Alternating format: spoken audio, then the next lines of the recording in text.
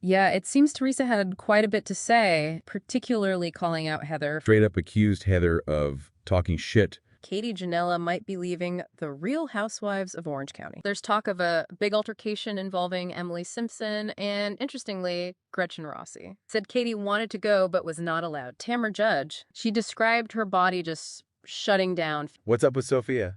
She's been talking openly about hair loss, and she thinks it's linked to taking Mounjaro, the weight loss drug. Lala Kent, she had some things to say about Craig Conover. She said her jaw dropped to the floor, questioned how someone goes from devastated to a new romance so fast. Next update we have about Mohamed Hadid's girlfriend, Keni Silva. She's addressing the criticism about their age gap. Shana Wall, remember she was just photographed kissing Dorit Kemsley. It turns out Shana Wall was actually at PK and Dorit's wedding. And Dorit, any reaction to all this? She posted a cryptic Instagram story. Lisa Vanderpump, she definitely dished. Shade at Kyle Richards reacted to Garcelle Beauvais unfollowing everyone.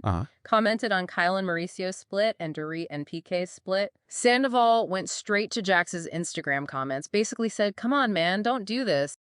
So in this video, we're going to get into Teresa Giudice's recent podcast comments, specifically about Heather McDonald and Kelly Dodd. Yeah, it seems Teresa had quite a bit to say, particularly calling out Heather for, well, speaking negatively about her and her husband, Luis Ruelas. Right, and a lot of this seems to connect back to a trip they all took to St. Barth's and maybe some older stuff too. Definitely. But it's not just about that specific incident. Teresa also, reflects quite a bit on judging others. Linking it to her upbringing, her family history. It gets pretty personal. So starting with the Heather McDonald situation, Teresa didn't really mince words, did she? Not at all. She straight up accused Heather of talking shit about her and Luis. Very direct. And she brings up that St. Barth's trip as, evidence or context for why she's surprised by this alleged negativity. Exactly. She mentions Luis paying this really big bill at Nikki Beach.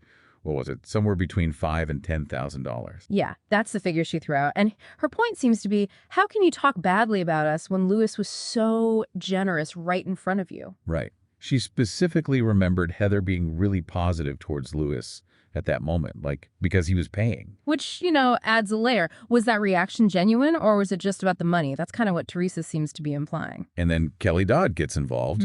Teresa says Kelly actually reached out to Heather about the comments. So Kelly confronted Heather, asking why she was saying these things. And Heather's reported response, I had Teresa's back. Which Teresa clearly doesn't believe at all. She was like, no, you didn't, girl. No, you did not. And then she unfollowed her on Instagram. I mean, that's the modern day equivalent of cutting ties, isn't it? Yeah. So, okay, moving slightly away from just Heather. Right. Teresa used this whole thing as a jumping off point to talk more broadly about being judged. Yeah, she acknowledges all the heat she and Luis get about their relationship, his past, the back taxes issue. And she makes this plea basically saying, look, don't judge based on what you see publicly because a lot of things are left out. It's a fair point. Public narratives are rarely the whole story. And then she turns it inward, which I thought was interesting. She admits she used to be judgmental herself. She connects it partly to her Italian upbringing, sort of. This is how things were viewed, perhaps. Yeah, and she gives that specific example about her brother, Joe Gorga, and his first fiancé. Oh, right, when the fiancé's father went to jail. Exactly. Teresa said their family reacted with unease because they just weren't used to situations like that. It was outside their world. She framed it as they were worried, maybe a bit judgmental because it was so unfamiliar. But she did clarify, that fiancé was actually at Teresa's wedding later on, so things obviously smoothed over. Right, and she stressed her parents were more worried for Joe than passing harsh judgment on the fiancé or her family. It's a subtle distinction, but maybe an important one in her memory concern versus condemnation. And then, the real kicker, she points out the irony. Yeah. How years later, she ended up going through major legal trouble with her ex-husband, Joe Giudice. Her quote, look what happened to me all these years later, how life turns. That really lands the reflection on judging others. You see someone else's situation, maybe you judge it, and then life throws something similar right back at you. Exactly. And hey, if you want to keep up with all this reality TV news, make sure you subscribe to Realty TV. Hit that bell icon too. Definitely. Okay, next update we have about Katie Ginella might be leaving the Real Housewives of Orange County. Ah, okay. What's the story there? Well, the word is she had a really hard season, faced some wild accusations from the cast. That happens. But anything specific? Yes, there's talk of a big altercation involving Emily Simpson and, interestingly, Gretchen Rossi. Gretchen. Okay, so a returning face involved. And this is after Katie already had that friction last season, right? With Heather Dubrow. Yeah, exactly. Over the paparazzi calls. Yeah. Plus, there was that earlier report this season about a feud with Emily already. So it sounds like it's been building up for a while for her. Seems like it. Magazine had an insider, quote, mention those wild accusations, but said Katie 100% held her own. Good for her, I guess. Yeah. Standing her ground. But this alleged fight with Emily and Gretchen, that apparently led to her missing the big cast trip to Amsterdam. Oh, wow. Missing the cast trip is usually a pretty bad sign, isn't it? That's what the source told OK Magazine. Said Katie wanted to go but was not allowed to. Not allowed. Suggests production stepped in, maybe? Could be. The source basically said her future on RHOC is not looking bright and that a major announcement is coming soon. Okay, so we should keep an eye out for that. It's not just sources either, right? Fans notice. Totally. Twitter was all over it when the Amsterdam photos surfaced without her. Right. Social media always catches that stuff. But then, to make it more confusing, Katie posted a picture on Instagram. She was in Beverly Hills with Patrick Simpson and Paul Atu. So, doing her own thing while they're away, sending a message, maybe, or just living her life. Hard to say, but definitely adds to the speculation. For sure. Okay, what's next on the list? Next update we had about Tamra Judge. This was from a bit earlier, but relevant context. She had suggested she might quit RHOC too. Oh, yeah, I remember hearing something about that. What was her reasoning? She talked about it on her podcast, Two Teas in a Pod, said she felt like she'd hit a wall, mentioned personal stuff, therapy, Teddy Mellencamp's health issues, just feeling in full depressed mode. Wow, that's really open of her. It does put the show's drama in perspective, you know, the real life toll. Totally. She described her body just shutting down, feeling like she physically couldn't film. That sounds incredibly tough. She said she was mad at myself for being stuck in a funk and called 2025 a real doozy. Sounds like she knew it would be hard going in. Yeah, she mentioned entering the season already feeling anxious, dealing with stuff in therapy. She did mention getting a pep talk from Teddy Mellencamp, though. Some encouragement there. Ah, okay. So Teddy kind of helped her push through it. Seems like it. So, despite feeling that way, it looks like Tamra's stuck with it, at least for now. Okay, moving on. Next update we have about Sophia Umansky, Kyle Richards and Mauricio's daughter. From RHOBH, from Buying Beverly Hills, yeah. What's up with Sophia? She's been talking openly about hair loss, and she thinks it's linked to taking Mounjaro, the weight loss drug. Oh, wow. That's a big topic right now, those drugs. And hair loss is a known potential side effect for some. Yeah, she posted on TikTok about it, said she had so much hair to begin with, thankfully, because she was losing so much, she feared going bald. That sounds scary. Did she say when it started?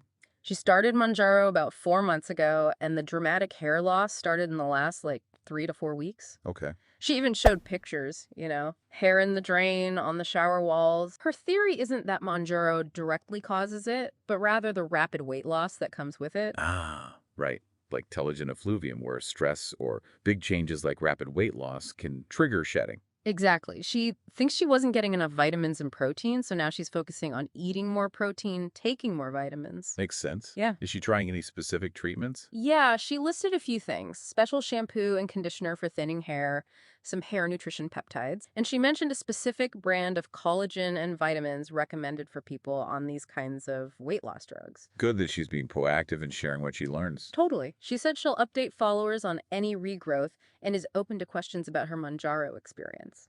That's helpful for others going through something similar. Next update we have about Lala Kent. She had some things to say about Craig Conover. From Vanderpump Rules, commenting on Southern Charm. What about Craig? About him moving on relatively quickly after breaking up with Paige DeSorbo. Lala discussed it on her podcast, Give Them Lala. The post-breakup timeline police. Happens all the time in their world. Well, yeah. Remember Craig was saying he was devastated when he and Paige split end of last year? Mm-hmm. Talked about buying a ring, marriage plans. Right. And now he's reportedly dating someone new, Natalie Buffett. Okay, so Lala's reacting to that speed. Pretty much. She said her jaw dropped to the floor. Questioned how someone goes from devastated to a new romance so fast. Yeah, it does make you raise an eyebrow, I guess. She basically asked if his heart was really in it with Paige. But here's a twist. Lala also mentioned Paige is apparently very happy for him. Oh, okay. So Paige is taking the high road, it sounds like. Seems so. Paige has said she's in a different place, focused on her career, priorities changed, Right, people grow apart. But Lala also reminded everyone that Paige had called Craig a liar before. Okay, stirring the pot a little bit there. Yeah, leading to speculation maybe he wasn't entirely single in his mind before the official breakup. Always that possibility, I suppose. Lala just kept questioning it, like, how healthy is it to plan a whole life and then move on so freaking quick? Yeah, it's a valid point about emotional processing, I guess. Yeah. But everyone handles breakups differently. True. Okay, next up, someone else dealing with public perception. Who's that? Next update we have about Mohamed Hadid's girlfriend, Keni Silva. She's addressing the criticism about their age gap. Ah, yes. She was on RHOC briefly, wasn't she? Friends with Noella Bergener. That's her, Russian model. She talked to the Daily Mail about the 35-year age difference. Okay, what's her take on the criticism? She basically said love has no age, even brought up Cher's relationship as an example. Said she feels younger than 41 anyway, and she kind of flips the criticism, calling it a compliment. A compliment. How so? Suggesting that the people hating just have nothing else going on in their lives. Ah, the deflection tactic. When did they get together again? They were first linked back in 2022. Right. Did she say why she's attracted to older men? Yeah, she did. Said she finds them very mature. And interestingly, her ex-husband, the father of her two kids, was 30 years older than her too. Oh, okay. So there's a pattern there, or at least a consistent preference. She explained it further, saying she feels mature herself, lived globally, degrees in business and fashion, certified divorce coach, does investing. So she feels she's on a different level maturity-wise. Yeah, and she values learning from smart men, which she associates with older partners. Okay, makes sense from her viewpoint. Is marriage on the table? She said she's not against it, but not actively seeking it. More about being present. She thinks the relationship works because Mohamed supports her growth and career. Support is key. And just for context, Mohamed was engaged to Shiva Safai after Yolanda Hadid, right? Yep, that's correct. Okay, so Keni's defending her relationship. Understood. What else is happening? Next update we have about Shana Wall. Remember, she was just photographed kissing Keni Kemsley. Lala Kemsley, yeah. Leading to Dorit filing for divorce. What about Scheana? Well, get this. It turns out Shana Wall was actually at PK and Dorit's wedding back in 2015. No way. Really? How did that come out? Page 6 reported it. She attended their New York City wedding, but as Ryan Seacrest's date. As Ryan Seacrest's date. Wow. Small world, huh? Apparently, PK and Ryan were very close back then. That is awkward. So they knew each other from way back. Well, sources say PK and Scheana only reconnected recently, met at Cipriani Beverly Hills. Scheana was there with Joanna Krupa, Right. And they supposedly didn't even realize the wedding connection when they first started talking this time around. Okay.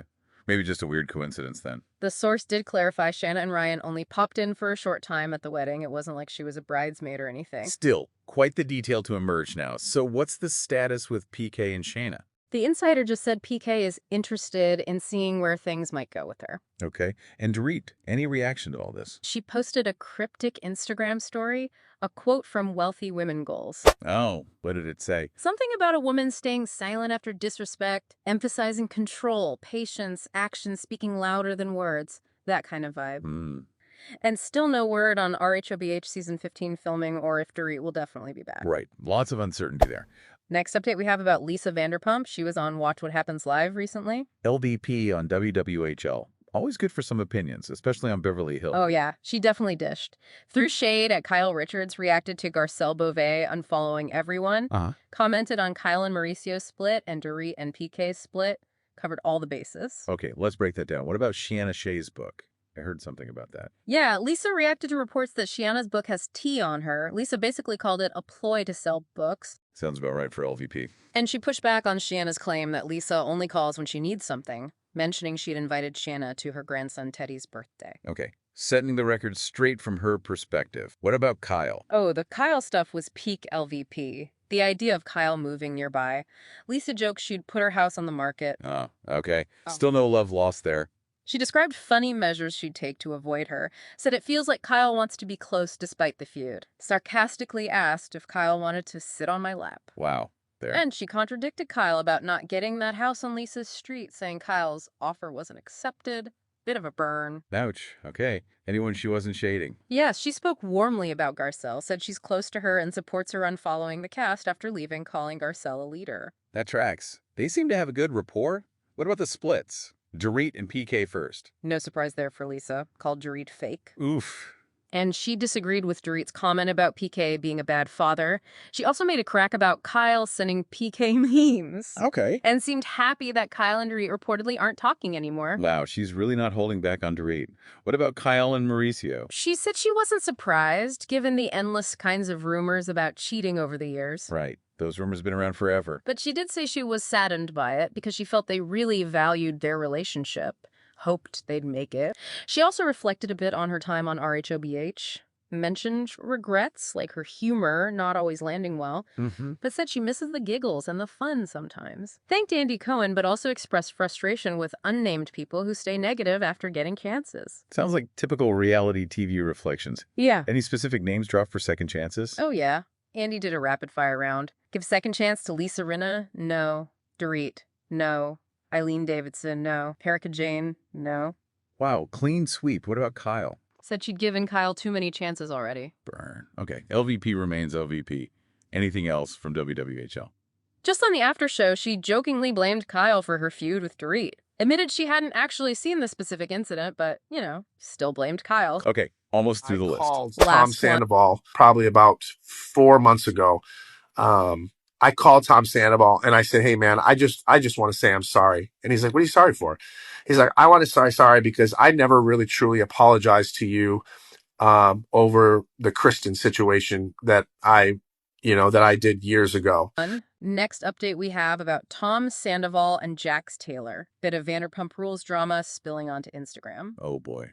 What now between those two? Sandoval called Jax out over a story Jax told on his podcast, In the Mind of a Man with Jax Taylor. Okay, what story? Jax claimed he called Sandoval about 4 months ago to finally apologize for, hooking up with Kristen Doubt way back when. That old chestnut. He's apologizing now. Why? Jax claimed he didn't fully realize how hurtful it was until the recent stuff with Julian Sensley and Brittany Cartwright. Like, seeing that gave him perspective.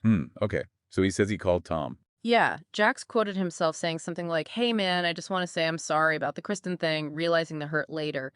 He mentioned them being kind of on and off again at the time. Okay. And Sandoval's response? Sandoval went straight to Jax's Instagram comments, basically said, "Come on, man, don't do this. You know we didn't speak on the phone." Oh. So Jax lied about the phone call? According to Sandoval, yes. Tom says Jax only sent a text apology just 2 days before the podcast dropped. The timing is key there. Right. Sandoval said he hadn't even responded to the text yet, and now the apology feels not genuine. Yeah, apologizing via text right before you talk about it publicly on your podcast doesn't sound great. Sandoval also corrected Jax, saying he and Kristen were definitely not on and off again when the hookup happened. He called it pre-karma, sarcastically. Woof. Okay, so Sandoval calling out Jax for potentially twisting the story for his podcast. Got it. Exactly. So, yeah, that's the latest roundup. Well, that's our deep dive for today. Lots to process there. Thank you for watching this video. See you tomorrow.